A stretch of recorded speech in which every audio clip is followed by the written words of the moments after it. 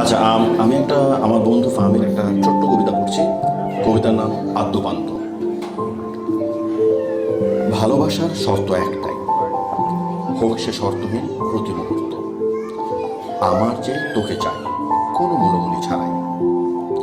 আমার যে তোকে চাই কোনো মূলমূলি ছাড়াই।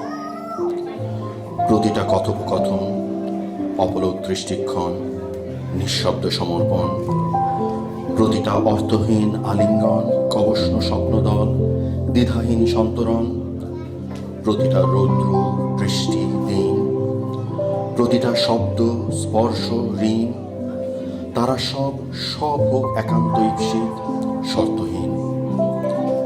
ভালোবাসায় শর্তই একটাই, আমার যে আত্মপান্ত তোকে চাই কোনো মূলমূলি ছাড়াই।